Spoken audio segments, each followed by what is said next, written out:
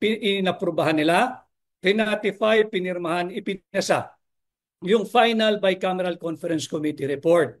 Ano ba yung importansya ng final bicameral conference committee report?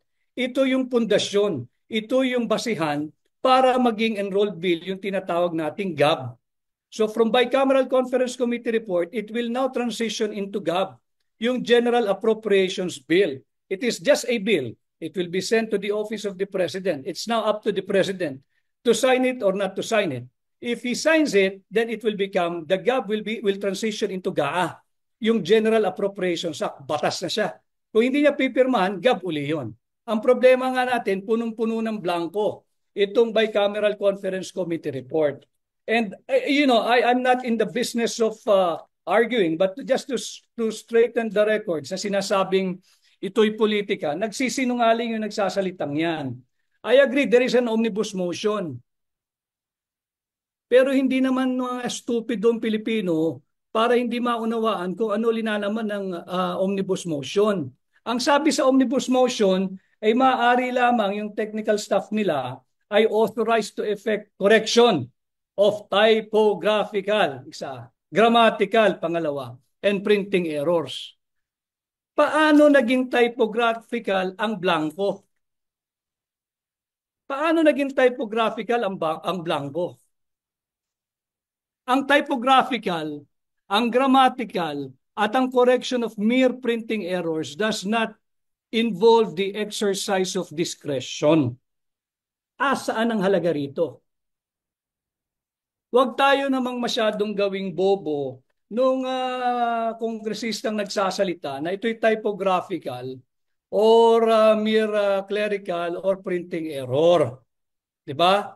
There is a clear abandonment of a very solemn and sacred duty to safeguard the people's money. Inabandonan ninyo eh. Kaya nga tayo nagsasabi, this is immoral, this is unconstitutional, and ito'y nangyari, I think, sa kauna-unahang pagkakataon. Talagang with impunity na yung pambubudol sa ating mga Pilipino. That's why we have decided to bring the matter to the Supreme Court, being the last bastion where rights will be settled and controversies may be heard. They not dismiss it. They're the one who did this immoral and illegal thing. Panagtanong ang tanong mo sa kanila, Marian, sino naglagay ng figure? Dahil sa budget cycle, sa budget process, pag aprobado na, ratipikado, pirmado, tapos na. Wala nang gagawin kundi printing. Wala na. Bawal mag-erase, bawal magdagdag, bawas printing na lang. Ang tanong, sino nagpuno ng mga patlang? Wala nga amin. Why? Because that is criminal.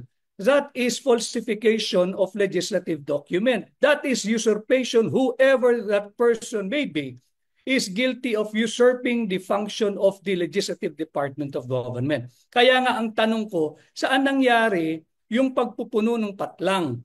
Sa Kongreso ba, sa mababang kapulungan, sa Senado o sa Malacanang? At ano bang kasarian ng taong yan? Babae ba siya? Lalaki ba siya o marami sila? Yun ang dapat nilang sagutin. But kailangan may managot. Dahil 6.325 trillion pesos ito. Ito ang dapat pag-usapan. Ito yung dapat ikagalit ng mamamayang Pilipino. Alam niyo, I will be having an interview tonight, pero nag-i-interview na rin kayo. Tanungin ninyo, yung mga barangay kagawad, mas magagaling pa silang mag-budget sa mga congressmen na yan. Sa sangguniang pang-barangay, sa sangguniang ng munisipyo, sa sangguniang pang-lungsod, at sa sangguniang pang-probinsya, bawal kang magpasa ng budget na blanco.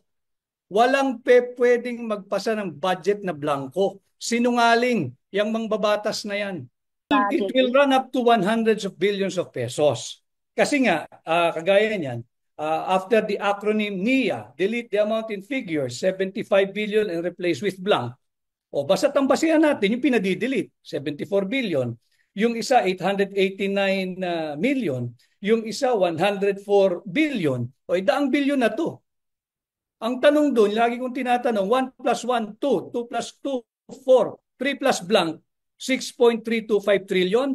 Apakagaling naman mag-compute ng mga ito. Yes, we are moving for the setting aside and the declaration of unconstitutionality of the entire 2025 budget, because we believe that this is a fruit of the poisonous process. Fruit of the poisonous process. Malalaso ng mamamayang Pilipino pag ipinagpatuloy natin itong illegal, immoral, unconstitutional 2025 budget.